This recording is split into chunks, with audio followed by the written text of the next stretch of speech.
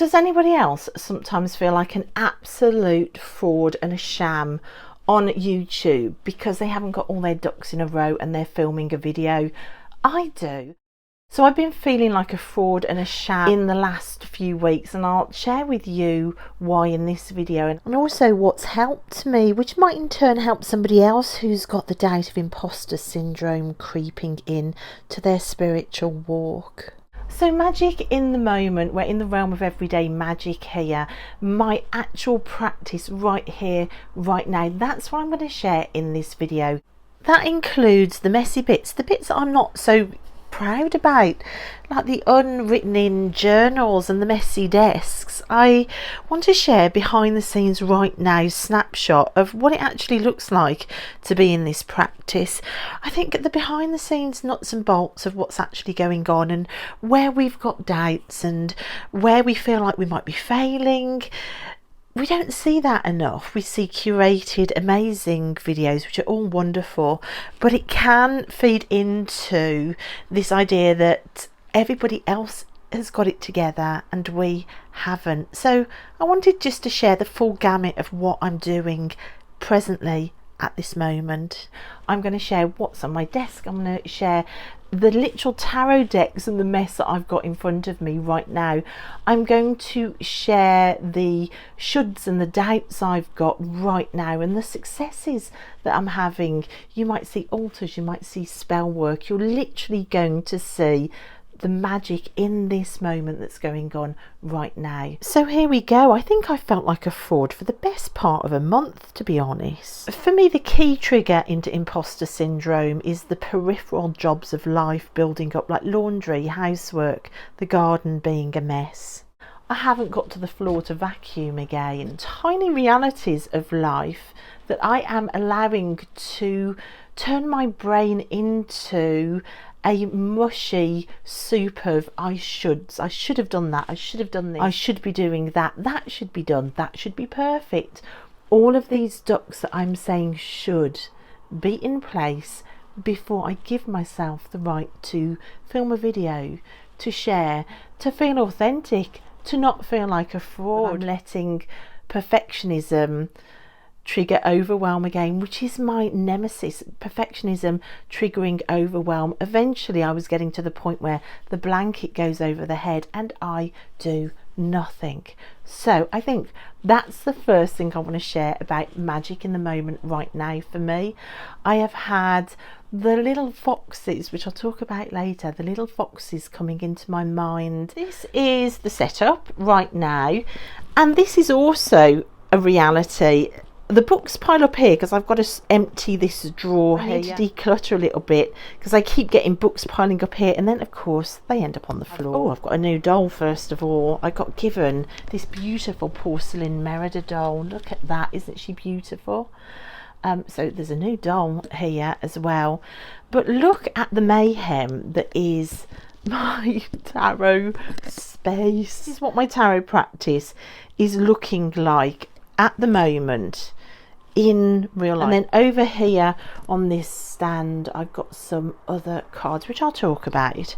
So what have we got here? I know it looks an absolute mishmash, but this is sometimes how I roll, so this is quite useful for people to see. It's not always beautifully curated and laid out. Now, decks that I chose to work with, I've been working with the Falarco's tarot. For a couple of weeks I was working with the Falarco's for like just pulling a weekly reading alongside the Wild Unknown. These are two decks that I wanted to get to know.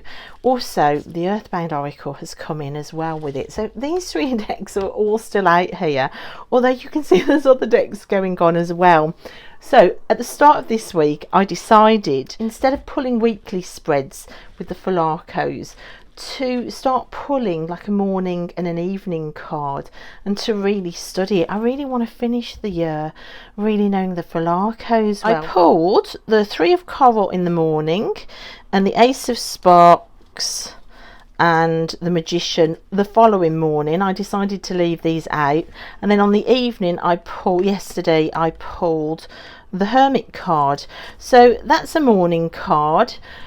I then decided the next day I wanted to do evening cards as well. That's why there's these cards out, 2 cards they came out together, so that's why there's that amount of cards out. So I've been doing a study of those.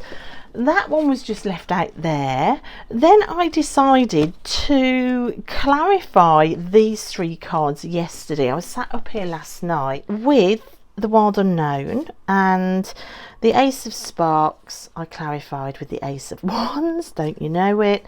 Then another card flew out as well at the same time. It was the Chariot, and look at the horses in there. Loads of incredible magic synchronicities with this, and oh my gosh, I love this card. I love the use of the word hoodwinked in this blindfold card. So that was incredible. So this is kind of part study, part daily card pull as well. And when you consider the white horse is a symbol that I use for my work with the Morrigan, you can see the magic in these cards. This week has been a call to Morrigan work. Then I really loved the similarities between this 4 of Swords and this Hermit card. And we've got the Hierophant with the Magician. Again, I love the crow with that. There's animal energy coming in. Why are they all still out? Why is the day before cards out? Because I haven't got round to writing these notes down yet about what I'm learning. So you can see I've got a backlog here of notes, but those are why those are out. And the notes, guys, are not going into anything fancy at all. I don't want you to think I have got some beautiful handmade journal, because I haven't done that for a couple of years. I have got just a really cheap page a day diary, a lot of which is empty, as you can see. All I'm doing, I'm just writing down notes like this in here. I really think it's important that we from time to time take aesthetics pressure off ourselves, especially when it comes to tarot journaling. For a couple of years I was doing absolutely beautiful handmade journals, which I really miss. I want to try and do that for next year because it's time, but it got a lot. So you can literally see this is an old notebook, and I picked this because it was broken. I mean, look at the first page is just completely wrecked. 2022 and 2023. Look, you can see it's even got my old word of the year, slow living freedom, and this was just completely rammed just with notes. Where I wanted to record a reading, it was just written down like this or like this with a note of what deck I was using. So if I wanted to replicate the spread, I can later.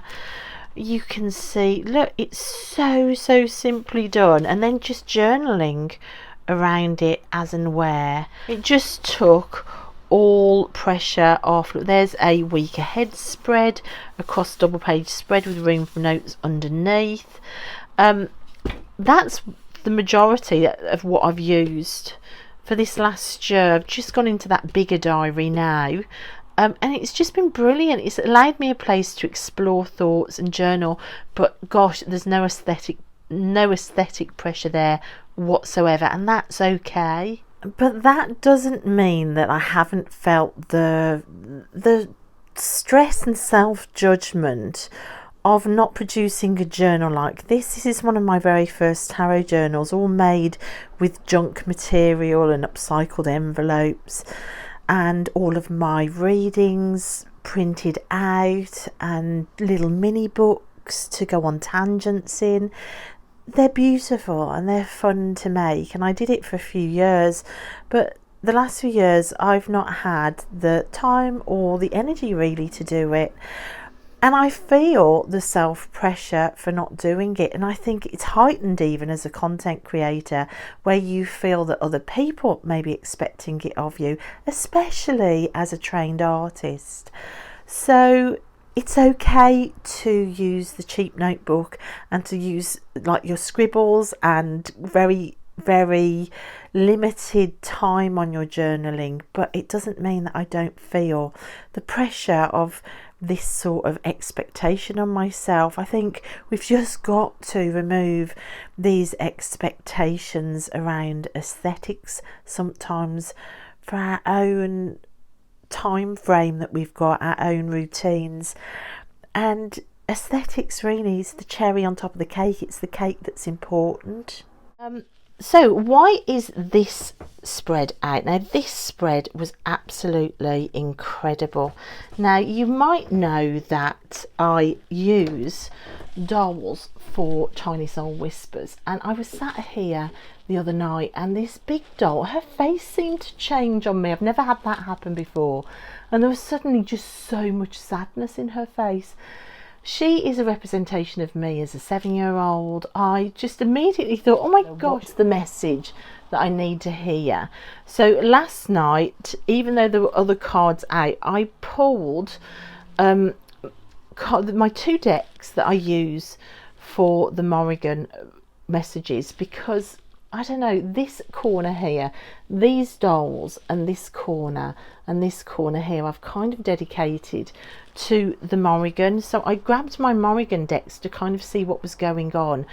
This card pull was incredible. So you can see I've got the Crow Tarot, and I've also got the Nature Wisdom cards. These 2 decks together are absolutely incredible. Again, I need to write down the message from this. It's been a day now, the message isn't down. I'm going to forget it if I don't hurry up. And then over here, this is the Rose Alchemy Oracle in the middle. Tilly wanted to see it, so I was flicking through the cards with her, and she said, can you flick through the cards, Mum, until I find a rose that really speaks to me? And as I was flicking, I got to this card and I sat up and thought, oh my gosh, that one. And as I said that, Tilly said the same thing. So we looked at the message of Rose 2 and it was astounding for where I am. So that's a bit of magic right there. I hadn't chosen this deck to work with in spooky season. I mean, it's roses, but it's staying out. But you know, I even felt bad about that random choice of the Rose Oracle, because I filmed a video telling everybody that these are my autumn decks that I'm working with on the tarot trolley. I chose them all with you guys, and here I am going off script into a Rose Oracle. So I even felt guilty about that, and like an imposter. Self-imposed rules that don't need to be there, and imagined judgments of others. Is this coming into play? Because it's been brilliant. And later that night, when all the kids were in bed, I decided to come back and clarify that message, and I tried it with the Hellenic Oracle, and I pulled the Prometheus card, which is about stealing fire from the gods and having your liver eaten for the audacity of it all day after day. And I also pulled Gaia, so that idea of earth magic and that garden that's been telling me I should all the time. Both of these cards from the Hellenic Oracle led me into a bit of Greek study. I fell down that rabbit hole a little bit. The Greek pantheon and Greek mythology, absolutely not anything I hold any knowledge about. And then of course ego kicks in. I hear so many people in the tarot community with a really in-depth knowledge of Greek mythology that links to the cards. Here's me with no knowledge at all. Imposter syndrome, another little fox creeping in. And that's ego. Why should I be an expert in everything? Ego kicking me in the butt and opening the gate for all the foxes to charge at once. How often do we do this to ourselves when we know we can't be expert at everything, right? I'm leaving these cards out for at least a week because I really want to put some tarot in action in place. There are some action points now that I'm getting from all of these readings and all of these card readings, like the reoccurrence of bird imagery in different decks. You can see the bird again in this Magician card looking up at the woman in the card. That really came into play for me. The idea of the horses, the white horse links to my Morrigan work. The horse coming out really came into play, like calling on deity more, like Prometheus. He went and used the fire of the gods. I have my own deity that I can call on when I'm struggling. Rose 2 is also about transformation, so I've put some spells in place as well regarding aspects of that I'm working on at the moment. So I rejigged my desk a little bit so that there was more blank space here to light this red candle daily. When I started pulling out all of these horse cards and Prometheus came out, I just really felt that the Morrigan was calling me back to strength again. So I made space over here for some spell work. This candle now, I'm making sure I light that daily. That's a new habit that's formed this week, and it's been wonderful, guys, even if it's only on for 1 minute, just to sit calmly with that candle and just to honour the Morrigan and to set an intent for the day. But you know, even talking about the Morrigan and my Morrigan work and honouring the Morrigan and hearing whispers, I do have to also say that sometimes the imposter syndrome is other people's voices in my head ridiculing that. I can remember hearing somebody on YouTube say that if you are a middle-aged woman and you are saying you're talking to deity, then you're mentally ill and sit the F down. I think it is almost a quote, and that really affected me and still sometimes creeps in, even though I know that my practice is very real and has had some incredible things happen and some incredible signs and synchronicities. Sometimes on a bad day that can creep in. I know that there is a little bit of me after hearing that still cringes when I watch back my videos and hear myself say my Morrigan work, or I heard the Morrigan whisper, and I think it's a reason why we need to be a bit kinder on YouTube, to be honest. I refuse to let the unkindness and the ridicule of others affect my practice anymore. I'm just not doing it. And look at that corner of my desk, how absolutely stunning does that look? Oh my gosh, I love my desk setup now, guys. What was over there was this bowl here. This bowl it's got my charms in, all of my charms. Moving this to here has been fantastic because it's right by where I sit and do my readings. So it's just been really great to grab some charms. But you can see I've got all sorts collected in here. It often gets forgotten, this charm bowl, so having it there, that's put charms into my tarot readings this week. I'll show you some.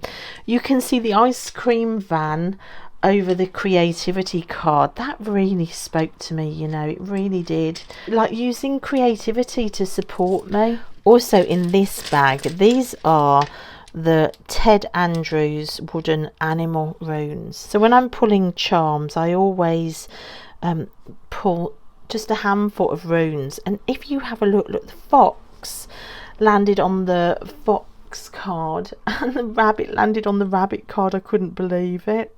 And I loved the foxes coming out because it had already come into my mind this week when I was battling with my inner critic and all those little thoughts about, well, there's ironing downstairs, you don't have a valid voice now because of that. Those sort of inner criticisms that make no sense.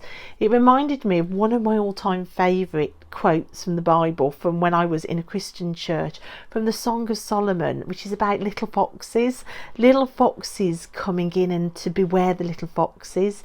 They're the thoughts and the moments and the distractions that lead you from a really fabulous path into the inner critic voice. Basically, they're like little foxes getting into a vineyard just ready for harvesting. It can wreck everything, and yet they're just tiny little things. So to guard against those little moments where that voice comes in, because that can turn into quite a lot of destruction if you don't guard against them.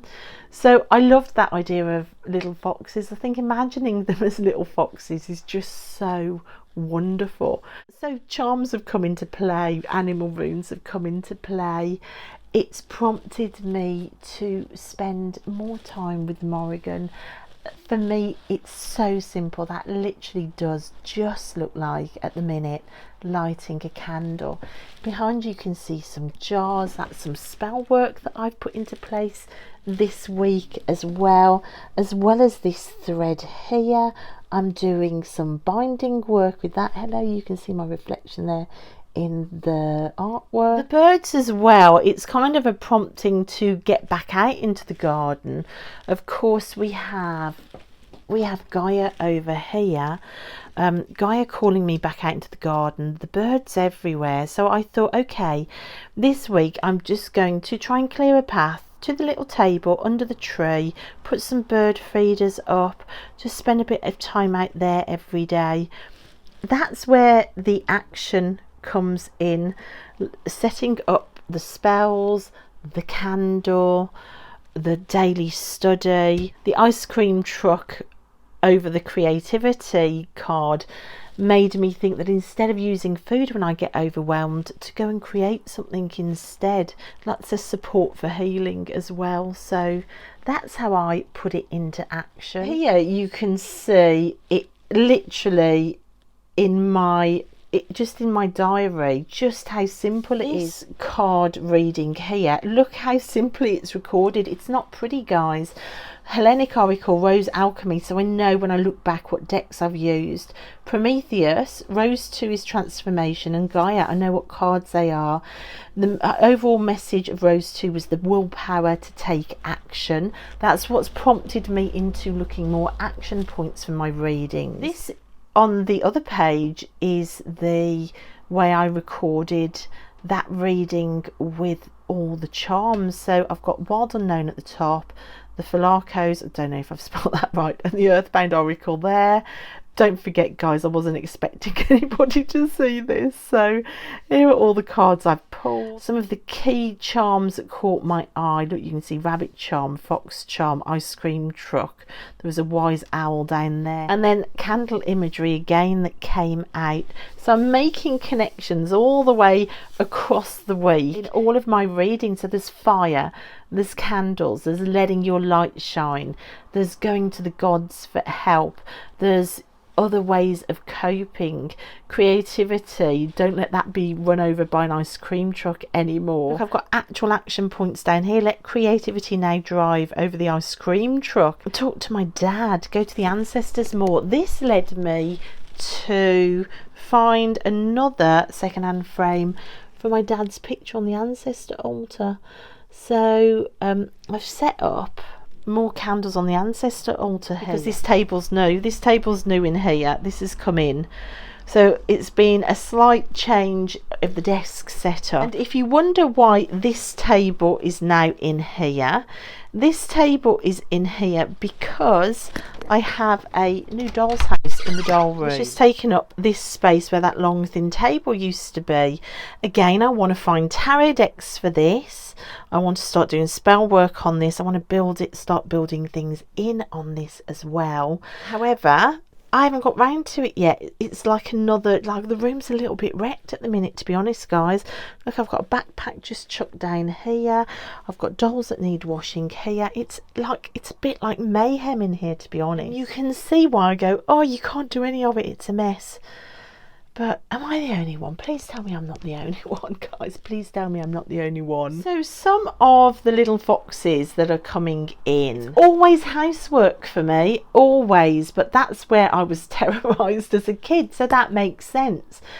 If there's a mess anywhere in the house, and it's not that messy really considering the amount of stuff I've got, but if there's a mess anywhere, I tell myself I'm not valid anymore, which is horrendous really, because I can never keep on top of the house. So that's the first little fox coming in. I'm guarding against that idea of perfectionism. Also, this altar, all I've managed to do on this altar this week is pull one card from the Let Go deck. Except you don't lack for anything, the whole world belongs to you. So that's a really beautiful message there. Also, my Weaver's card hasn't been done. I haven't done any more on the Arthurian Tarot, which I wanted to do. Little foxes coming in saying, you're failing, you're failing, you're failing. Yeah, I've set this up for the Morrigan and I've done no writing in here.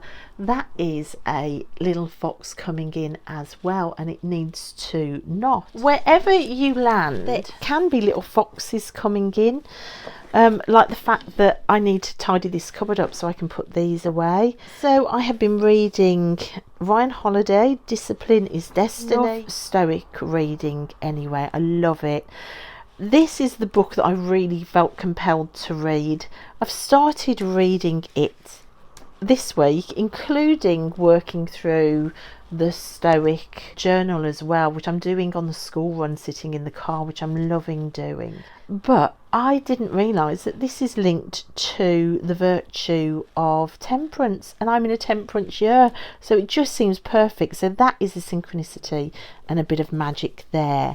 But I am reading it and doing a lot of this work literally on the school run, because I'm spending 3.5 hours plus a day in the car for the school run. Yeah, I'm currently waiting in the car on the school run, but here are the two Stoic journals I was talking about. There's the Daily Stoic, which is a meditation every day. So I just started, even though I started this week, I started in January, and then wherever you land, there is a question linked to the day's writing to reflect on. So there's like a year-long journal. I didn't want to wait till January, so I've just started it this week. I've been working through the Wild Unknown journal, using this not so much as an art book, but for writing in. A lot of that's very private, so I can't really share that. Here are just my pens, my Barbie pens. Other books I am reading The King of Scars, which is a Leigh Bardugo book, from Six of Crows and Crooked Kingdom, Shadow and Bone, which you might have watched on Netflix. So I'm on the last two books of the Grishaverse series. I've read The Six of Crows and Crooked Kingdom twice now. I just love those books, they're just brilliant. So I'm reading that at the moment. Little fox coming in, you said you were going to read 50 books, you haven't, you failed with your reading. It's just all the time there's a little fox there waiting. I've also been working in the art studio trying to do Inktober, of which I am now 5 or 6 days behind, just because there's been a lot going on with school stuff. But again, there's a little voice there going, oh, you're failing at that, you're failing at that. Also, as I've been doing Inktober, I have had such a crisis of confidence about my ability to draw, and I just thought to myself, you need to go back to basics, you need to do drawing practice, you need to work out human anatomy. So I bought these books dirt cheap on, I think it was World of Books, like £3 each, thinking that I am going to do a complete human anatomy study, because I'm obviously so awful at art. All the time, guys, there is something coming in, piling on yet more shoulds and what ifs on me, which is a constant battle. I am going to really love doing this, but I want to do it in a space of, this is going to be great for my art practice. And I do, guys, class this as part of my spiritual practice as well. And also, let me show you down here what I treated myself to. I'm so rock and roll, that is actually a foot massager under there. I get such achy feet, and it's just glorious to sit and do tarot with my feet in a foot massager. Yeah, that's how rock and roll I am. I do want to keep more on top of recording my readings a bit quicker than I'm doing. See, there's another should coming in there. Charms have come back out, animal energy is in, there's a candle being lit every day for the Morrigan, there's 2 new spells that have been set up on the altar. I am talking to my dad more. I am going to go and feed the birds and set that up, get my hands into soil again before the end of the week, and stop with all the shoulds and shouldn'ts that I'm throwing at myself. That's magic in real life. Did that make any sense whatsoever? And if you would like me to do more of these, like just to stop at some point in a week and show you what I'm actually doing and what it looks like, then I'm more than happy to. But I don't, is it useful? Is it useful? I'm not sure. But I just wanted to share with you the reality of magic in the moment for me right now. And thanks guys, as always, thank you so much for watching. If you liked any of this content, do subscribe, it really helps the channel, and I'll see you next time. Bye.